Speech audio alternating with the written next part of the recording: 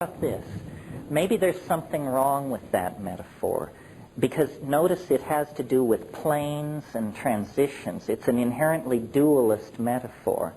How about if we say there is no inside and outside.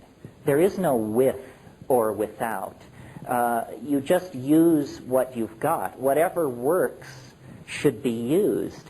I spent time in India and visited all these people and so forth and so on, and I just became convinced that unless you were predisposed to believe in this stuff, that it would never carry you where you wanted it to. And one thing about psychedelics, you don't have to be predisposed. It doesn't work for those who believe it works. It works for those who think it doesn't work. Then one last point, and then we'll go on. There's a story, maybe some of you know this story, of a man who lived by the side of a river, and he wanted to cross the river. So he practiced a siddhi of levitation so that he could walk across the water. And it took him 40 years to perfect this siddhi, and finally he could cross the river. And Buddha was preaching in the neighborhood, and the guy came to him and he said, Master, look what I've achieved. I can walk on the water to cross the river. And Buddha said, yeah, but the ferry costs a nickel. And that's the thing. I think we're not going to be able to replace this tool without wasting so much time in the act of replacing it that Armageddon will catch up with us. I think we have to humble ourselves so thoroughly that you have to admit that you can't get where you want to go unless you form a partnership with somebody whose idea of a good time is growing in a cow pie.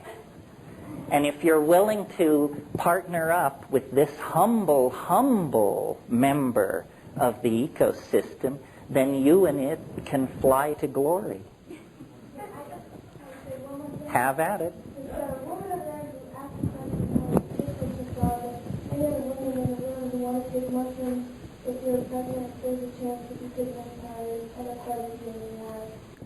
Yeah, I wouldn't recommend, especially in the late stages of pregnancy, doing anything that is going to wildly perturb you. And you know, LSD was discovered in the act of trying to produce better drugs to induce labor. So that's excellent advice. Honor the fetus. Yeah. As a biologist, yeah. I'm wondering if there's any evidence at all to support damage done with these drugs psilocybin, or your nervous system? Well, the true and honest answer is, how the hell can you find out when they won't let you do research? It's totally insidious. We don't know. We don't know because they will not allow the research to be done. This is one of the reasons why I say that you should stick with shamanically sanctioned plants, because we know, for instance, that people have been taking psilocybin in the Sierra Mazateca of central Mexico for millennia. They don't show blindness, tumors, miscarriage, madness, cataracts, whatever. That's your human data for that. But you go to, let's talk for a minute about something like ketamine. Nobody knows. Nobody has any data. MDMA seems to be tremendously effective in facilitating interpersonal stuff. That's a psychological issue. Chemically, what kind of data do we have? 6 years worth of data gathered under duress. So to be safe, stick with the things that are sanctioned by human use. And then, in some more enlightened future, we will explore these synthetics and find out just what the parameters are. Yeah, finish up. And with the natural systems, mushrooms or peyote, because it's a natural thing, these doses of that are not going to... No, I'm not saying that. I'm saying take things which have been sanctioned by human usage. I mean, how about a plant like Strychnos nox vomica? I mean, you're dead in a minute and a half. And it's a beautiful, wonderful plant. Why did it kill you? Well, because it's jammed with strychnine. No, it's nothing about its being a plant. It's about having a repeated history of human usage. That's what sanctifies it. Yeah, the lady in magenta. First of all, I'd like to try to the woman who's sitting over here. I deeply respect the position there because many times in my own search for consciousness, I've wanted to not have to depend on an external catalyst to catalyze my growth in consciousness. But I would propose that you think about one thing, and that is, I studied plants for the last 23 years, plants as medicine. And what I noticed is that there is a particular co-evolution that happens between the plant and the human. And so what I started taking for granted at one point that the mushrooms are going to catalyze the same kind of consciousness that they always have. But not only do the biological climatic situations determine what is going to happen to that mushroom and how it's going to affect your body, but I think that all species are changing consciousness at the same time. So what the generations of mushrooms might have given me years ago when I was 18 years old, that whole species as a whole might be prepared to teach an entirely different, more evolved lesson at this point. And so I'm just trying to catch up a little. That's really an interesting point. I mean, it never occurred to me, but somebody brought it up to me. They said, have you noticed that the trips are changing? And once you do ask yourself this question, it does seem to be so.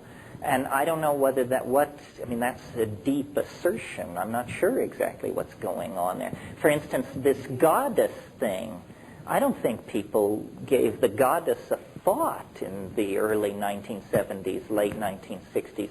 Now, people have, some of the least likely people report intense encounters with the goddess. So is it amplifying the general mindset of the society, and so there's more goddess stuff there? Or I don't really know. It's a very interesting question. There are more questions than answers. I mean, this is definitely wide open stuff. Yeah. You discussed our sense of health, which certainly makes sense is a believable description. And you suggest the use of psychedelics of psilocybin as an antidote to that. But I had trouble seeing a cause and effect relationship as far as what our use or more widespread use might lead to in terms of veering the path. We're trying to restore the relationship of ego to the other components of the psyche that existed as recently as 12,000 years ago. The ego has become a deadly growth in the historical societies, exacerbated by the phonetic alphabet, monotheism, modern science. This is like you're getting sicker and sicker and sicker as you lay these things on. And so the idea is that if we could restore the original diminished role of the ego that it had for that period, however long it was, that we could begin to solve our problems. Because the problems which face us, put very simply, are going to demand sacrifice. And sacrifice is what the ego doesn't want to hear about. I mean, when you go to somebody and say, look, to save this planet, we're going to have to redistribute income radically. That means everybody in this room is going to have less. We're going to have to honor a whole bunch of cultural positions that we previously just were going to bulldoze over, and so forth and so on. So it's the diminishing of ego by any means necessary that lies to getting any grip on our problems. I mean, if we continue as we are, I think we have probably less than 30 years before life is irreconcilably screwed up. You know, nobody believes that the future is rosy and wonderful. I mean, if you go to the people at the World Bank and the IMF and these people who are straight, suits, all